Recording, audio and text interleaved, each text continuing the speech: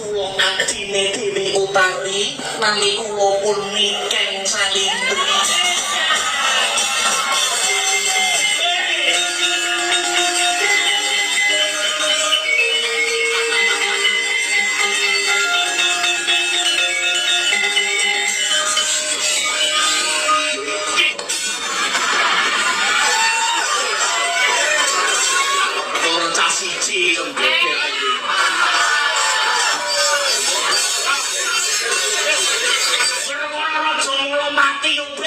Sing penting aku iso metu karo dirimu.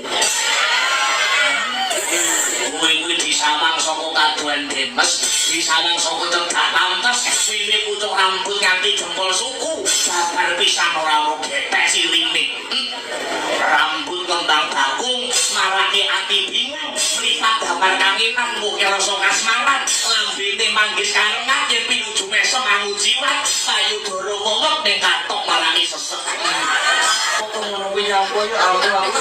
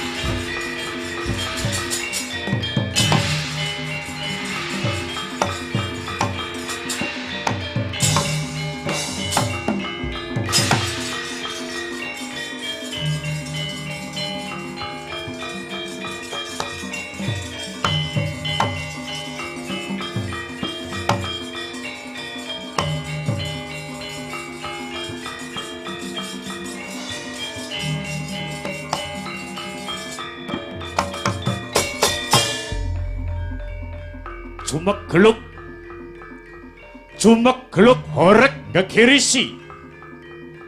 Guntur guruh gumleger. Genjot gunjang ganjing.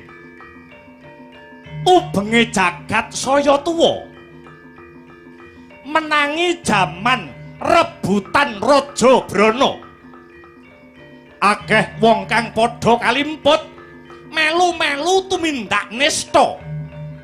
Padha ora eling lamun tok urip iku ora mung upaya Raja Brana nanging uga ngesti kamulyan ing tembe. Apa to tandane? Sing duwe pangkat ora kena nggo kiblat merga gegaran niat jahat golek nikmat kang tanpa ragat. Bandane kawula digawa minggat ora iso mbedake ngendi sing apik ngendi sing jahat. Wong cilik dadi keserakat ora kuat nanggung aboting brayat. Nayakane jajalaknat punggawane ndak nduk kaya wong ora niat. Patihe biangsat, senopatine keparat, ratune ela-elu ora duwe adek-adek sing kuat. Ngancik jaman wesi, manungsa ngumbar mring birahi.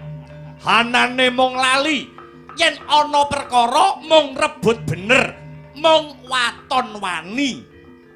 Tunggal bangsa wis ora nyawiji, kabeh kebrongot rasa iri, drengki lan rasa srehi. Karo wong tuwa wis ora ngurmati, kawruh agama ora dipundi, para kiai ora diajeni, para santri kang setya bekti dianggep budak lan kuli. Daya panas ing jaman wesi kadaya saka uni. Saka uni kang demen ngapusi, saka uni kang demen blenjani, saka uni kang brongot ati, saka uni kang kulina cidra ing janji. Reja-rejaning jaman, sapa manungsa ingkang seneng gawe congkrah, sapa manungsa ingkang seneng gawe dredah, munggahe panca bakah ingkang den sababake saka unine sinebut watak Sengkuni.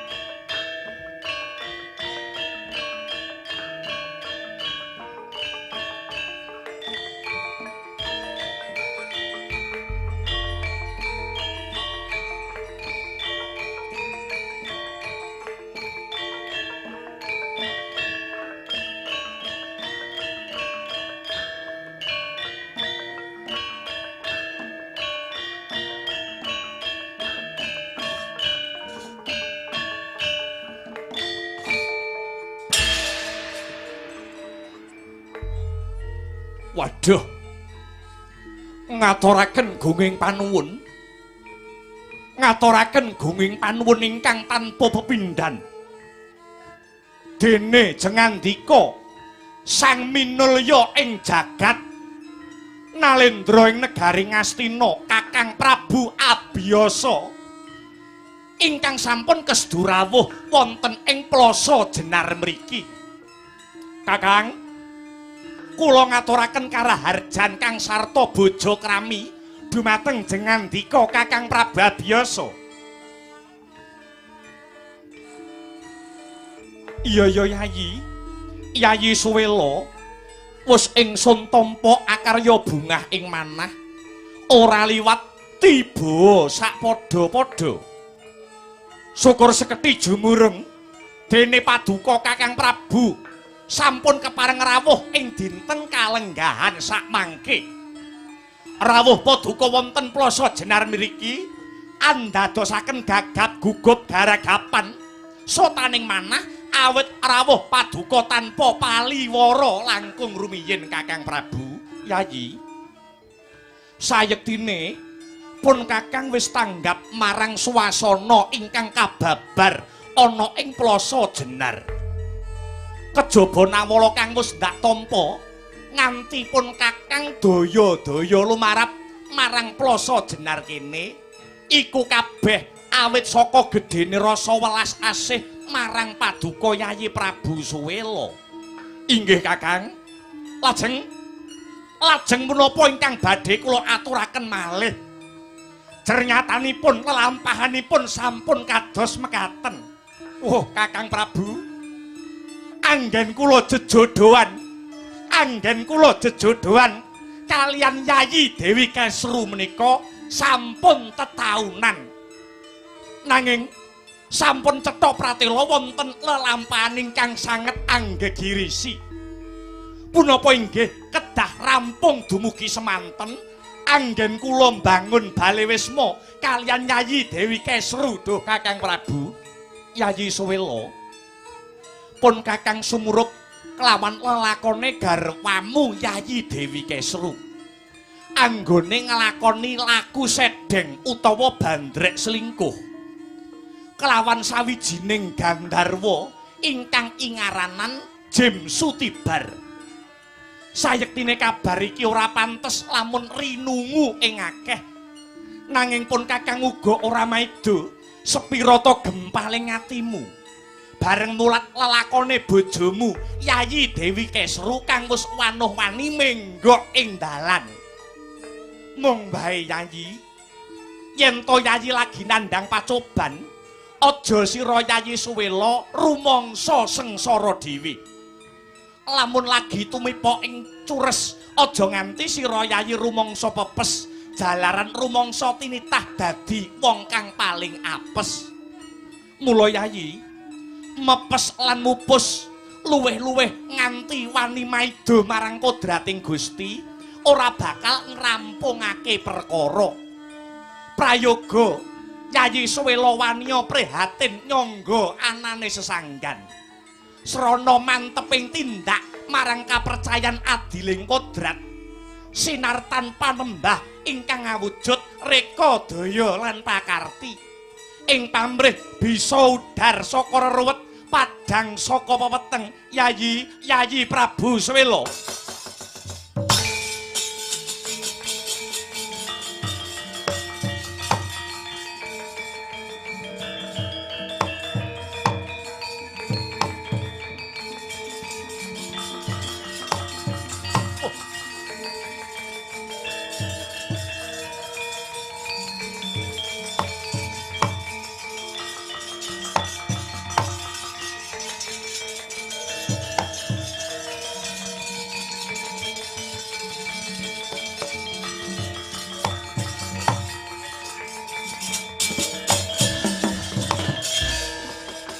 Hangudari tyasra riwut ora wedi ora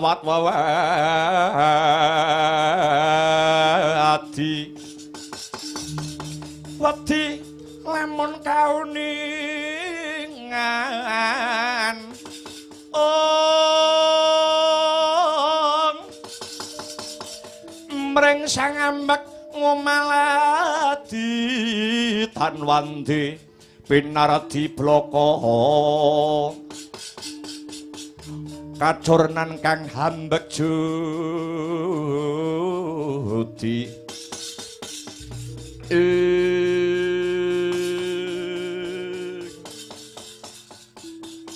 duh Kakang Prabu sinten malih ingkang saged paring senjata pitulungan kejawi namung paduka Kakang Prabu Abiyasa kula pitados sakwetahipun dumateng jengandika Kakang Prabu awit jengandika Kakang Prabu Abiyasa pranyata Nalendra Socaningrat obering jagat ingkang boten kekilapan ing reh agami wah lembat ya Yayi mangkene ya Di sak temene iki kabeh mau babakan kulawarga tak baleni pisan kas sak temene iki kabeh mau babakan kulawarga perkara kulawarga kudune dirampungke secara kakeluargan merga apa Yayi merga ana pirang-pirang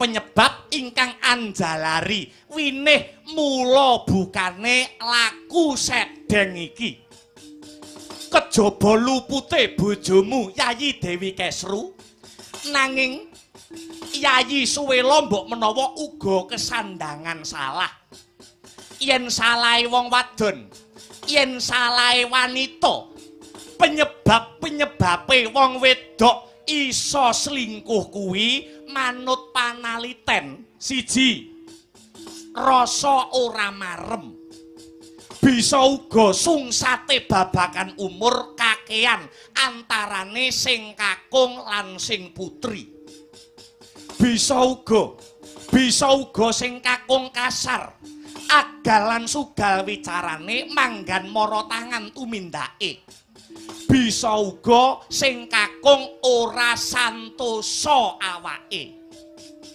kuwi penyebabe wong wedok selingkuh kang angka 1 dene angka 2 wong wadon bisa selingkuh mau mbok menawa bisa uga saka rasa wadeh utawa jeleh merga bisa uga wis suwe anggone omah-omah kuwi penyebab angka 2 penyebab angka 3 bisa uga saka rasa sepi kerep ditinggal sing lanang nganti suwe ndungkap angka 4 penyebabe wanita iso selingkuh utawa bandrek zina bisa uga amarga kepengin sugih akeh wanita sing padha kepengin sugih satemah wanita mau selingkuh karo wong lanang sing luwih sugih selingkuh karo wong lanang sing luwih mulya dene dungkap kang pungkasan angka 5 mbok menawa bisa uga merga wanita mau kepengin males marang kakunge merga kakunge sing wis tau nglarani atine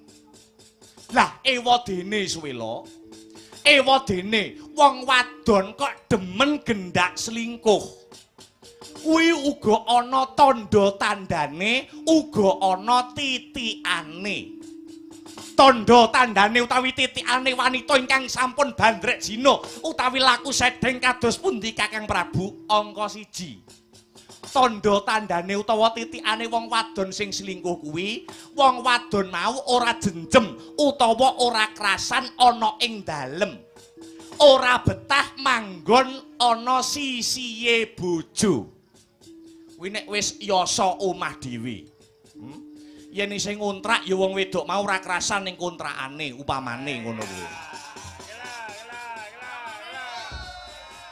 makaten Kakak iya dene dungkap angka 2 titikane wanita sing selingkuh kuwi kulina nyebutake jenenge priya selingkuhane sedina kliwat ping 10 kuwi titikane wanita sing selingkuh inggih selingkuhane bojomu Yayi Dewi Kesru sapa Jem Gandharwa Sutibar lah titik ana bojomu Yayi Dewi Kesru sak suwene ana ing negaramu Plasa Jenar kene asring utawa sering apa ora nyebutke jenenge selingkuhane ya kuwi Jem Sutibar nek nyeluk sapa upamane? Mas Bar ngono upamane. Mergo jenenge Sutibar. Nggih. Dene titikane utawa tandha-tandhane wong wadon kang gendak selingkuh utawa bandrek jina kerep nyolong polatan utawa tembunge mentereng nyuri pandangan. Angka 4 dumadakan anggone dandan malih menor. Angka 5 wiwit goroh karo kakunge. Angka 6 budidaya supaya kakunge kerep lunga. Sing lanang ora tanggapan barang kon tanggapan. Mekaten kakak iya. Dene kang pungkasan kerep ngalamun ora ana apa-apa jer guyang-guyu, ora cetha sing diguyu apa. Mekaten do Kakang Prabu iya Yayi Suwelo pancen bener. Mula kabeh kang ndak kandhakake iki mau rehne sak mengko wis kedaden kaya mangkene. Bebasan cawis payung sadurunge ngudan, pupur sadurunge benjut. Bojomu kang dicolong dening Gandarwa Sutibar.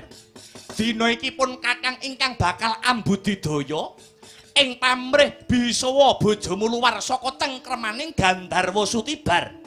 Waduh, ngestakaken panuwun Kakang Yayi Suwelo cukup meminta mring Siing Bathara pun Kakang abiyasa ingkang bakal netepi jiwane satriya tanah Jawa. Lumarap mring Madyantara merepeki sang angkara murka kang den sarirani dening Gandarwa ingkang aran Jim Sutibar. Sembah kula ingkang gumiring jengkar paduka Kakang Prabu Abiyasa.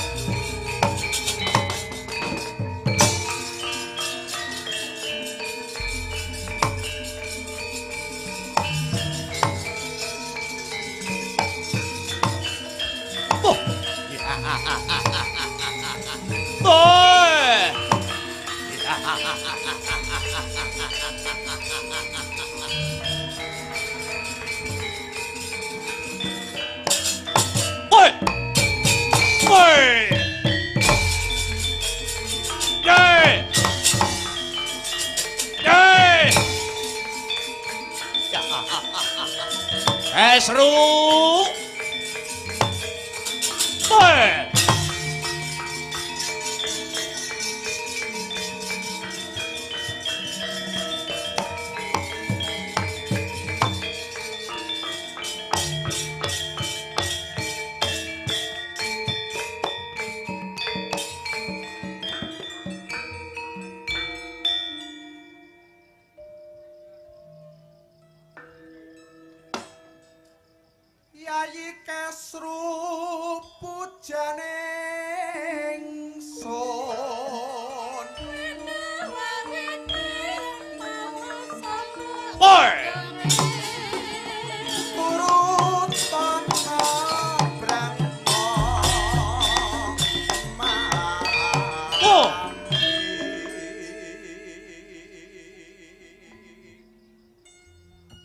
Ya.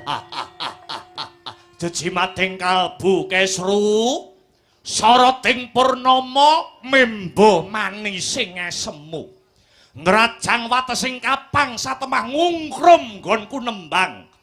Senadyan akeh wanita liya ingkang sulistya ing warna ora bakal kenggo ing pangrasa ya mung sliramu Kesru papan paraning nala. Marang madhep papun kakang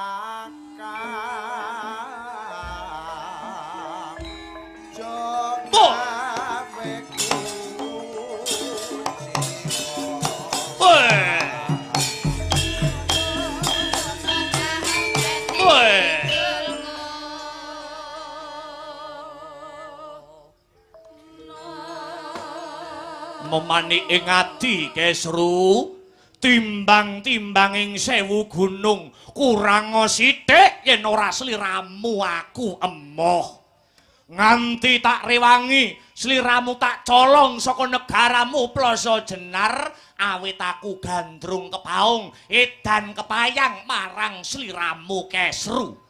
Bisa nyolong kowe tanpa bojomu ngerti kuwi perjuangan sing angel Kesru.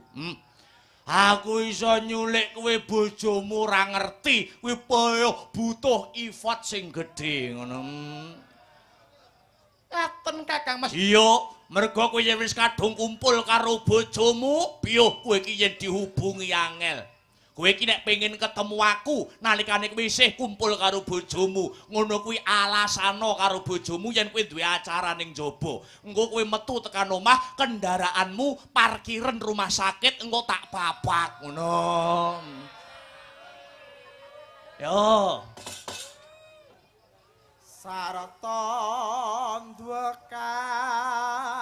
nandang tresna boning sun kang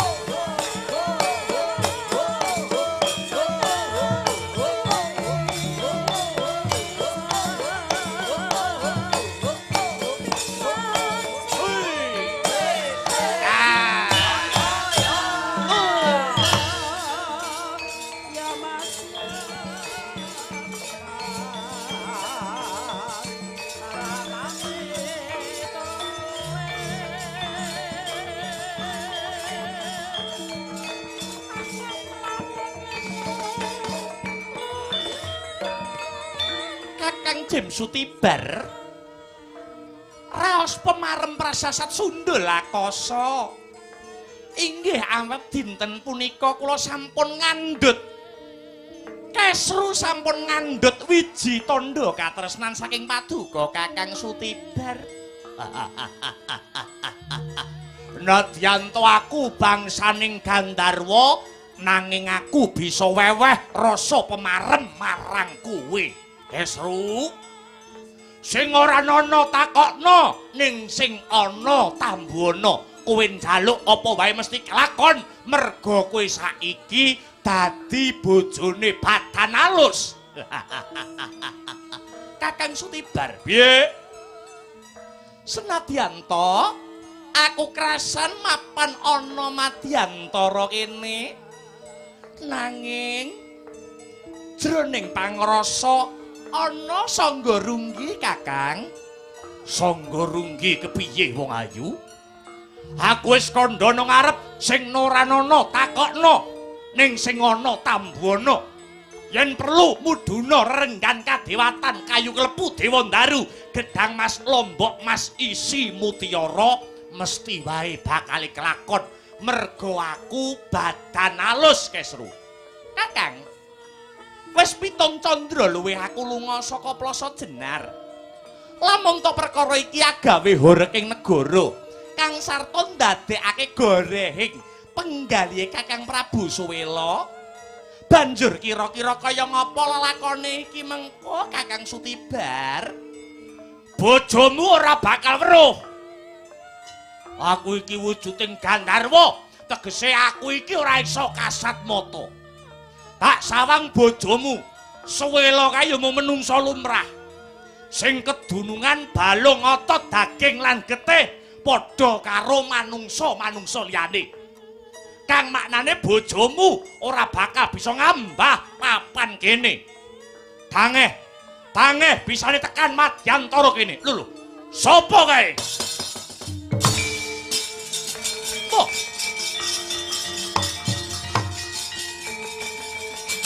Hei.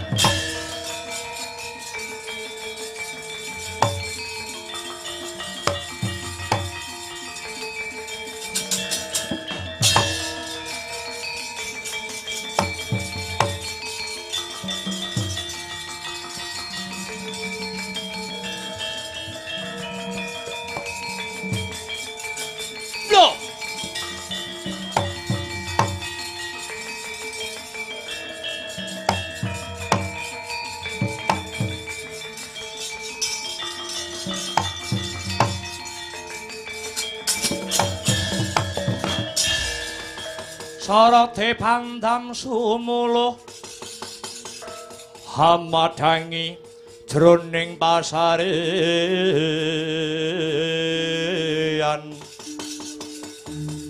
ngenani wadana remuremu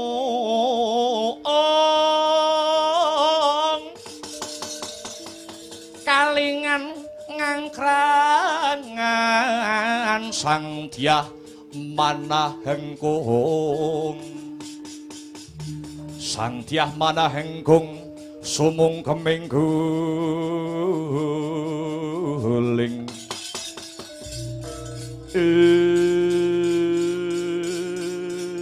nganti kami tenggengen nggonku nyawang. Piuh. Ana manungsa tek mencorong mawa kekuwung kaya ora sak baene menungsa. Sapa wem? Kawruhanana. Panjenengan ingsun kuwi Nalendra negara Ngastina, jejulukku Prabu Abiyasa Sutibar. Lho, ngerti karo aku? Iya. Kowe tekan madyantara kene, saka karepmu dhewe apa dikongkon? Sumurupa. Waleh-waleh apa Prabu Suwela kae maksih kadangku. Ora susah kakian gunem kang tanpa guna. Tekaku mrene muhung bakale takon marang jeneng sira Gandharwa Sutibar. Kowe bakal takon apa? Ning sajake aku ngerti sing arep ndok takokke kuwi apa. Ora wurunga kowe dikongkon Suwela supaya aku kon balekke Kesru. Ya ngono apa piye? Sutibar. Wong urip ana alam padang iki yen maksih eling marang ingkang nitahake jagat, kudune anane muhung rasa tepa salira. Kang Sarta rasa samat sinamat dan daya dinayan ngelingono. Senadyan jeneng sira Gandharwa Sutibar kinodrat dadi Gandharwa, Nanging kabeh ingkang cinipta dening akarya jagat iki besok yekti bakal pinundhut mulih marang mula-mulanira.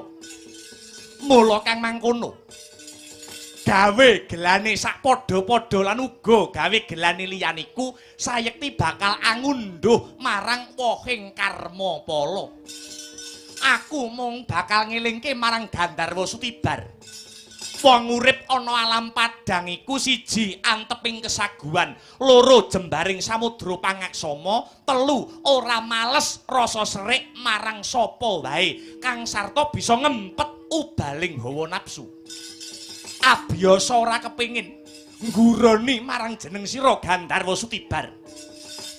Bakuning ripalungguhan iki tekaku mung bakal kepingin njaluk kondure Yayi Dewi Kesru. Alah dalah rak tenan.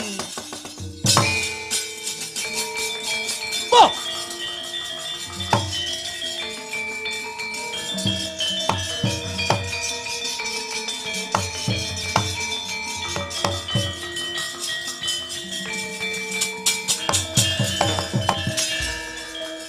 Yat langening kalang yanak lara pandamun sareng dinon lerek konang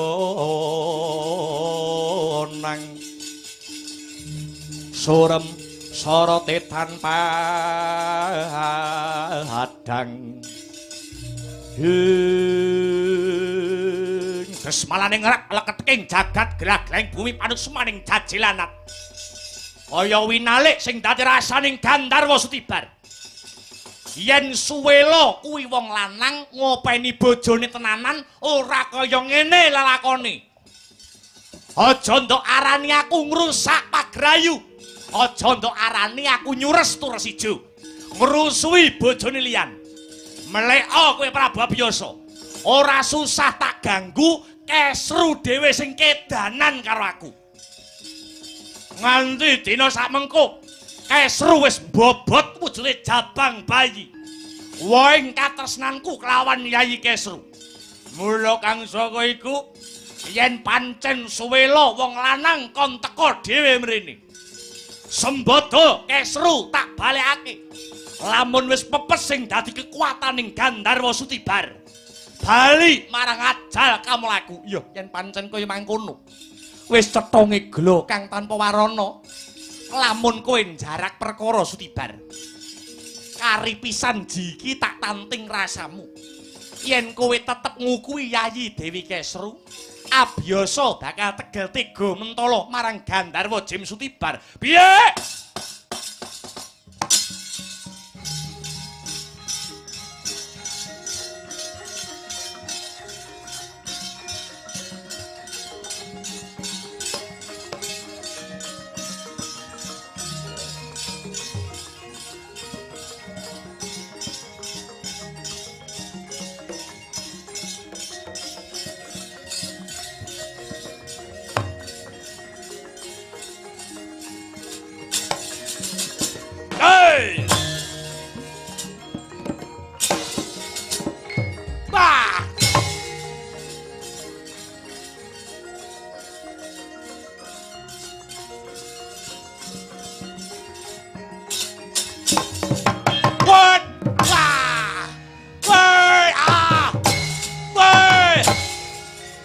Wingat le. Dai.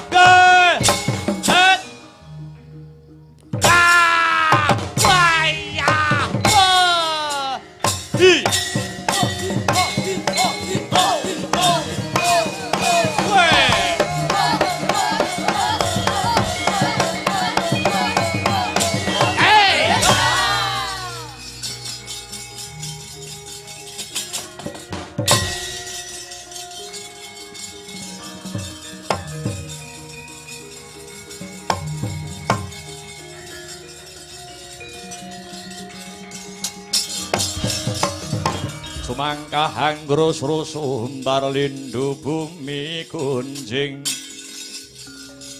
gumaludo guntur ketup ayo Prababiyasa ngejak pirang dina tak ladeni kowe ora kena ginawe becik kowe Jim Sutibar mentang jemparing sak godhong pari ayo tibakno marang aku iki dudu jemparing lumrah yen jemparing iki ya jemparing pusakane Prabu Abiyasa iki ingkang bakal balekake menyang ajal kamulamu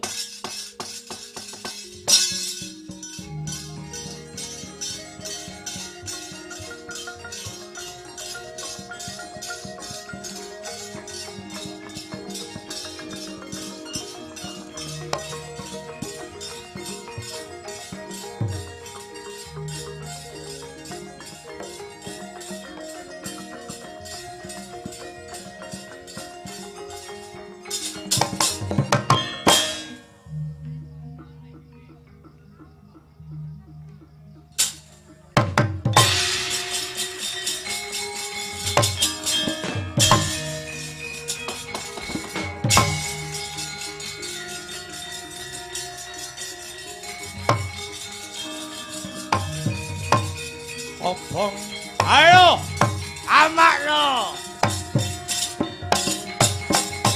eta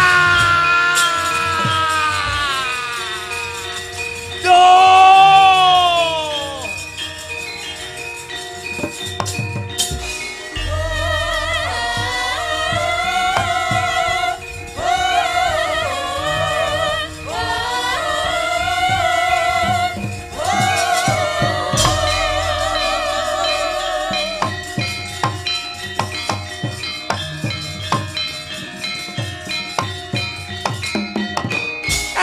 Sutibar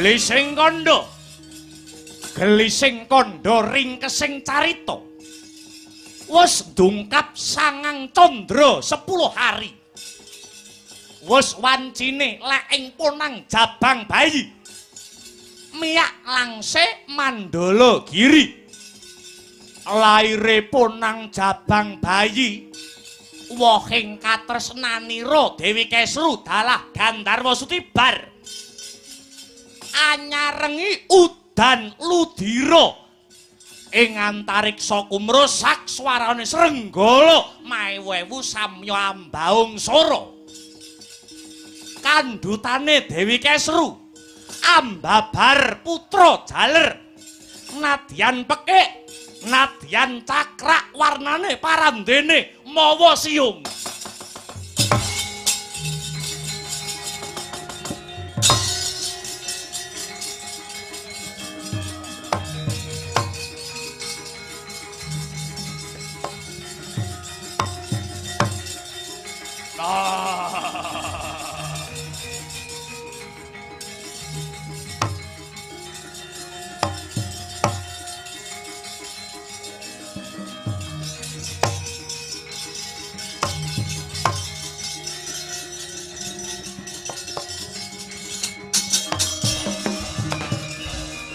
manganjur laguning angin kukur agraning arga Guru Gurnita kagiri-giri oh aja padha girang-girang gumuyu wong plasa jenar suwelo bayi sing bakal lair saka guwa garbane bojomu kuwi wijiku mula kowe suwela rungokno gobokmu ora ana jamake Gandarwa prapting pralaya. Aku bakal manitis. Jim Sutibar bakal nitis marang jejabang kang sayektine kuwi anakku dhewe. Ora trima rasaning atiku. Suwela Seksenana segara gunung isine rina lan wengi. Yen to anakmu besok bakal dewasa, anakmu ingkang mapan ana kandhutane Dewi Kesru bakal dadi mamalaning jagat sukertaning bawana. Ingkang tundhane bakal ngrangsang lan ngorak-arik marang katentremaning jagat.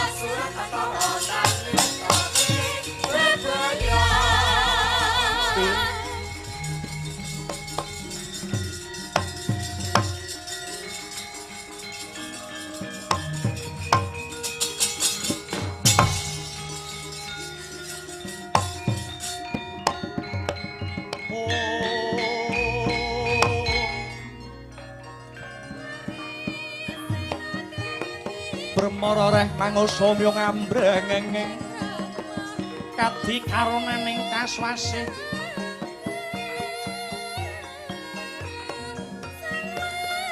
Oreng marga hambalagung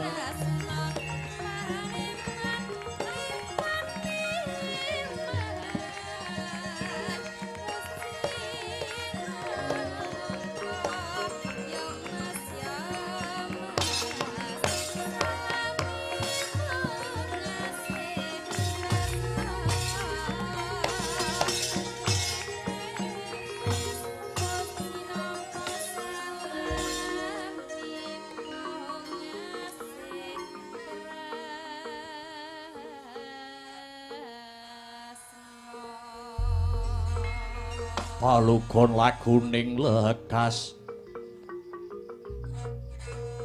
lo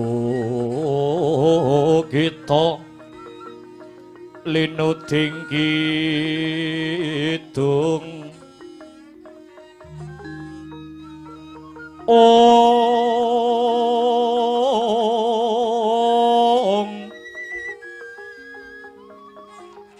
kadung kadereng hamomor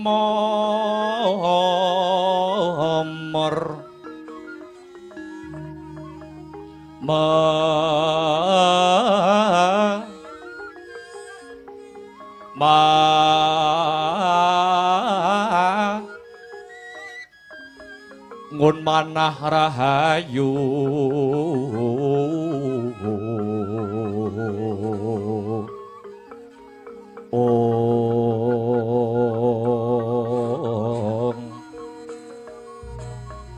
ayu wana tan agolong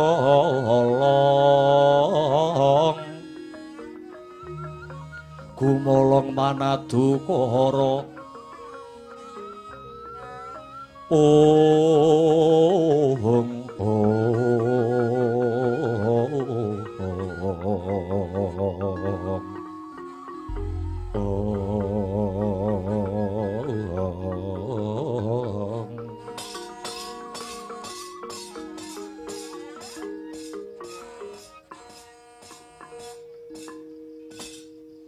Kakang Prabu, nadyan kados pundi malih anak menika sampun medal saking guwa garba.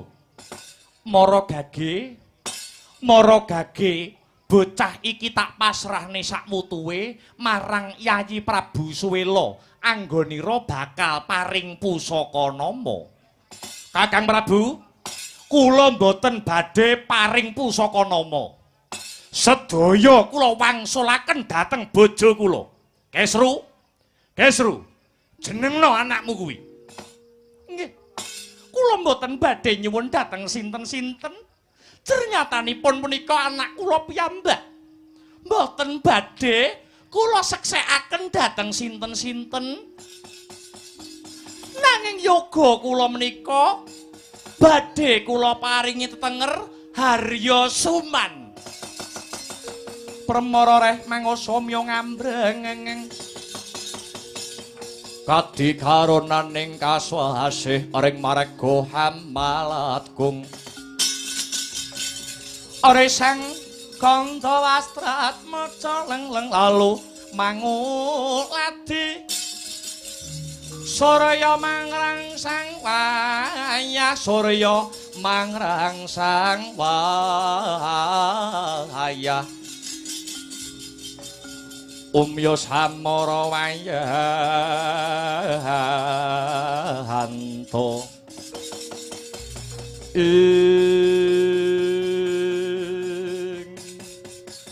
Harya Suman nuning nggih. Kaya wis jumbuh kelawan kasunyatane Yayi Suwela wonten dawuh Kakang Prabu. Ndak sawang sajake jeneng sira kaya durung karenan ing penggalih. Nanging kabeh titah ing marcapada iku yektine muhung anetepi marang dharma. Mengko lelakone Harya Suman karben tinatah lan sinungging dening wanci lan kahanan. Mula kang saka iku Yayi Prabu, nadyan Harya Suman kuwi wijine Gandharwa Sutibar. Nanging manungsa isih wenang ambudidaya. Gula wentan kang kanthi permati aja kongsi kamurkane Gandharwa Sutibar bisa hanjilma marang anakira. Inggih ngaturaken agenging panuwun. Gandeng sampun padhang jinglang kahanan Plasa Jenar. Sumangga sakmangke sami meminta dhumateng purbaning Hyang Agung. Mugi-mugi bratane. Kula mboten kepengin dipun bantu kalian sinten-sinten. Ngantos dewasanipun benjang. Tetep badhe kula gula wentah piyambak Harya Suman mriku Kakang Prabu.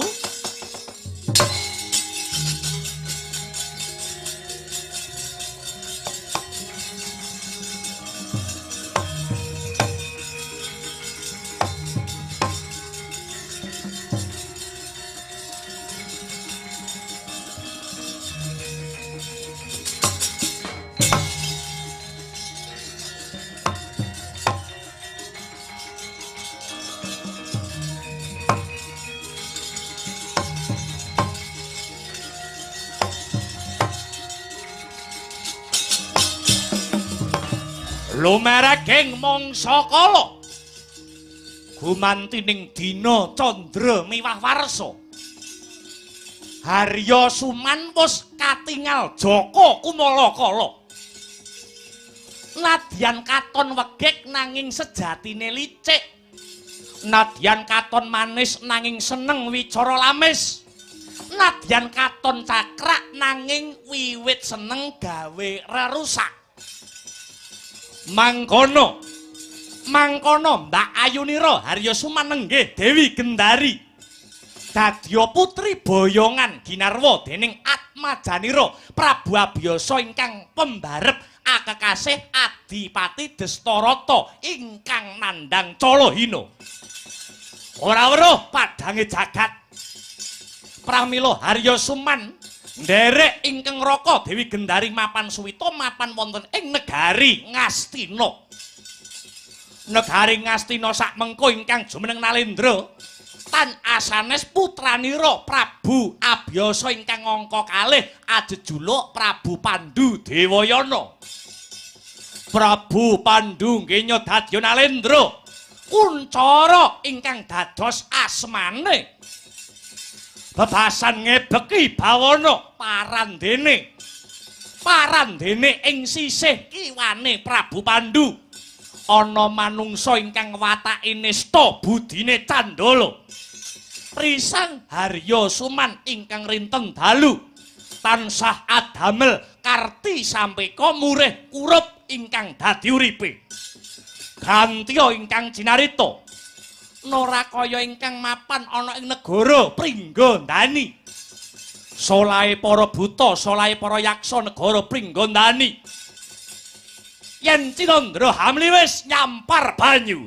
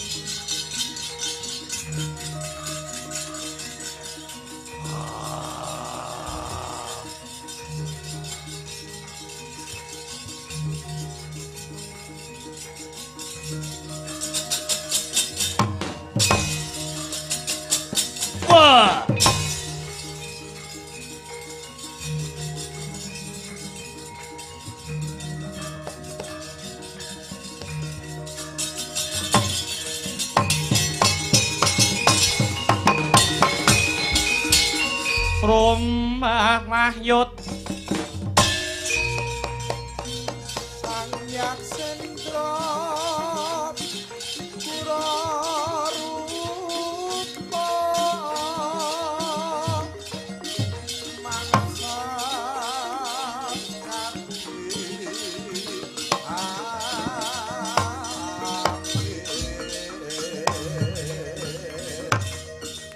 pangsam palka prapal selo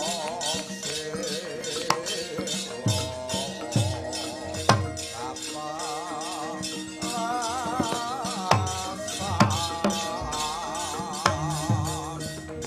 sakono mayu mangungsi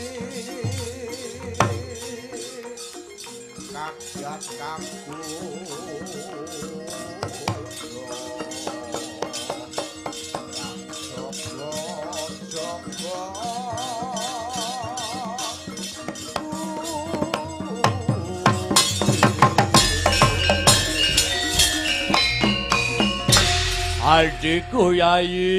Adikku Yayi Braja Denta.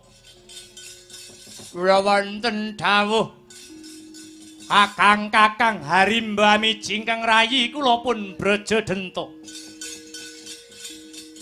Wis cetha dawuh pangandikane Kanjeng Rama Pringgondani.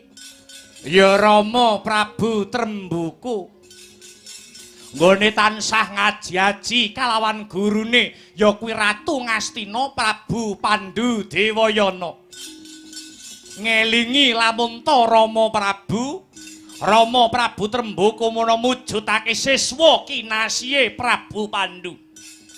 Mula raneh ora mokal lamun titi mangsa mung tansah asok bulu bekti. Glondong pengareng-areng ana ngarsane Sinuwuning Ngastina minangka tandha bektine. Mula wis sawetara wanci Rama Prabu Trembuku ora bisa sowan ana pasewakan Ngastina. Dina iki Rama Prabu Trembuku bakal ngrawuhake Sinuwun Pandhu kanthi ngenekake adicara robyan-robyan. Nuwun inggih Kakang Harimbo. Mula ya Di. Hari palungguhan iki aku kelawan Siadi pinarentah ngaturake nawala kekancingan marang ngarsaning Prabu Pandhu Dewayana. Ingkang surasane tulis ora ana liya kejaba mung ngluhurake asmane Prabu Pandhu. Sinuwun Prabu Pandhu supaya katuran rawuh ana negara Pringgondani. Rehne wis adoh lakuku lan lakune Siadi saka Pringgondani. Mongko wanti-wanti welinge Kanjeng Rama supaya layang iki mengko ditampa kalawan Sinuwun Prabu Pandhu dhewe. Di gandeng anggone leren wis sawetara. Ayo nerusake laku enggal bisa munggah ana setinggil negara Ngastina. Nuwun inggih mangestaken dawuh Kakang.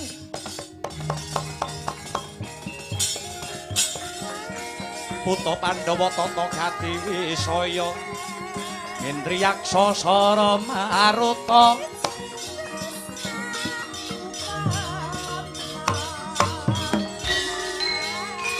Pawana bana margana Samirana lan marayang Pancabayu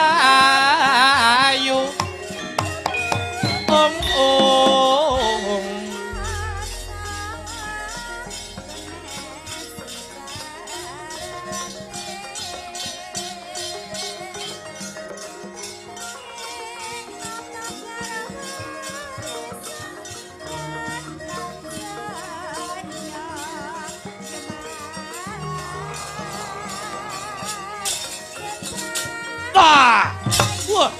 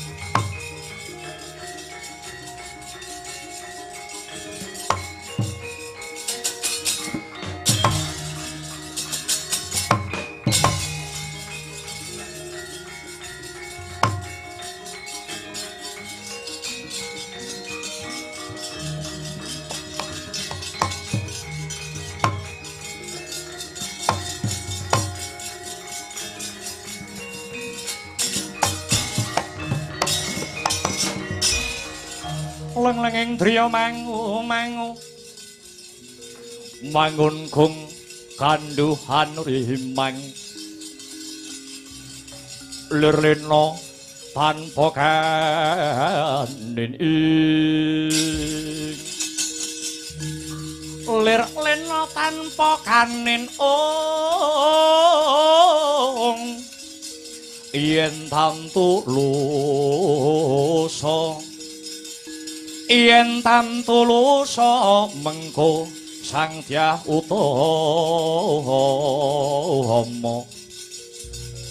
ing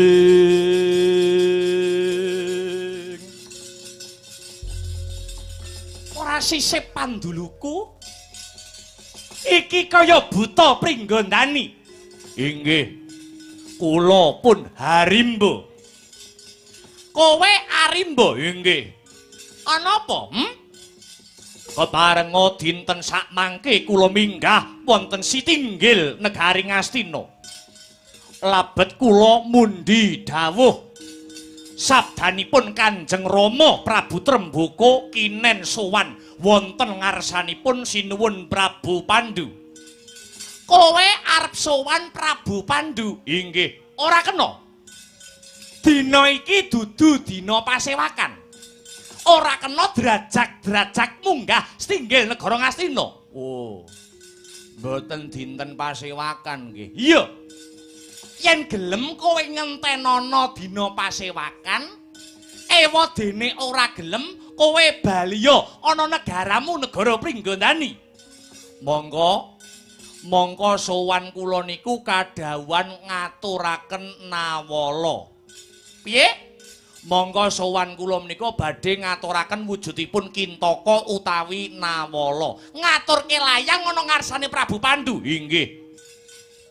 Katur Prabu Pandhu Dewayana Sang Marting Jagat. Ora susah kowe sing sowan dhewe Arimba. Layang saka Prabu Tremboko tak gawane. Lho. Dawuhipun Rama Prabu Tremboko layangipun boten kenging dipun tampi kalian sinten-sinten. Kejawi namung Prabu Pandhu pribadi. Ora kena, negara kuwi mawa pranatan, negara kuwi duwe aturan. Kari kowe gelem apa ora? Yen gelem layange titipno aku, ewa dene ora gelem, kowe bali yo. Weh. Nggo arep ngaturne layang munggah Sitinggil mawon kok mboten oleh. Ora kena. Nggih. Inggih menawi mekaten sumangga. Sumangga kula aturi nampi layangipun Raden.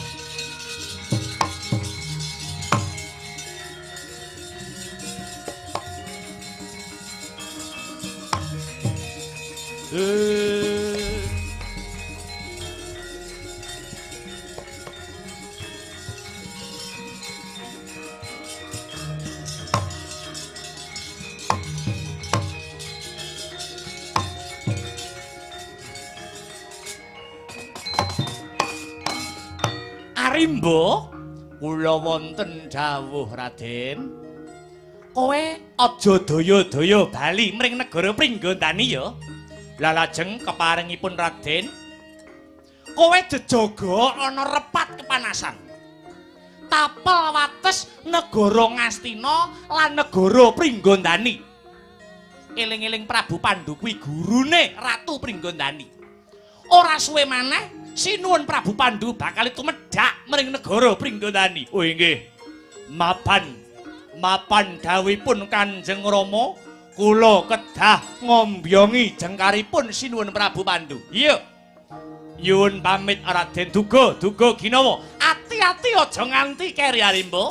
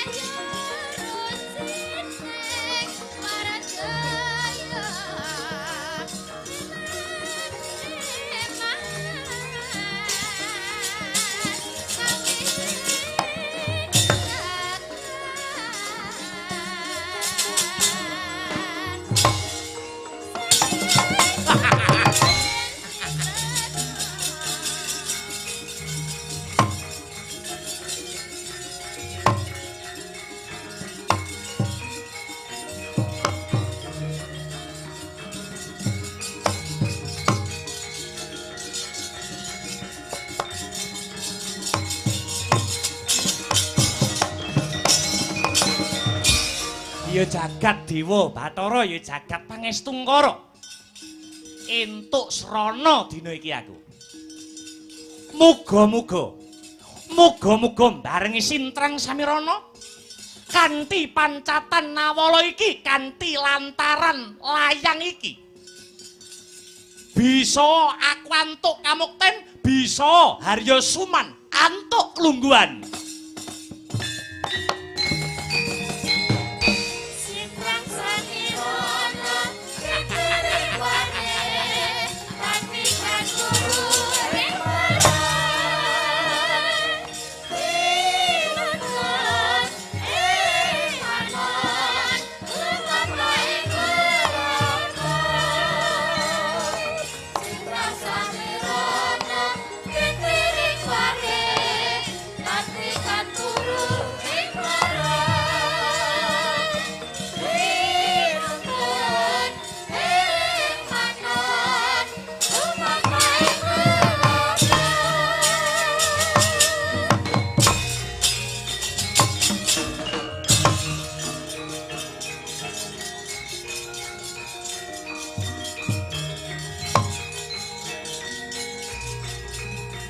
Srempak kedu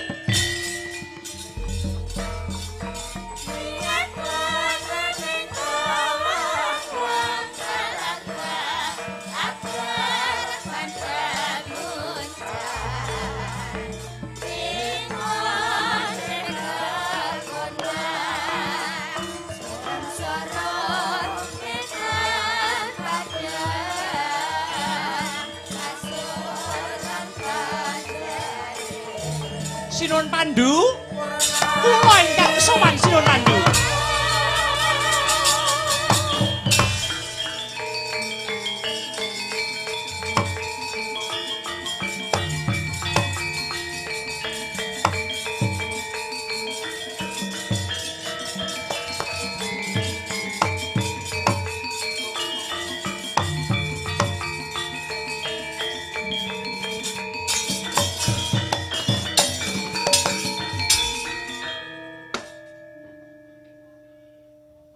aja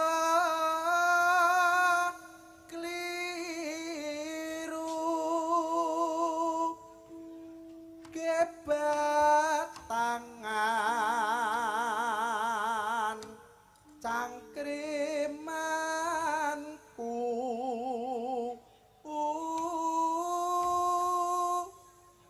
kumanduleng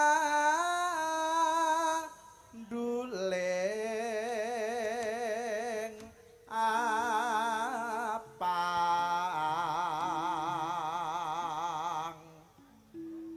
yen mabur ing wanci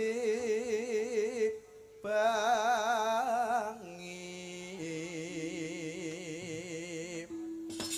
pala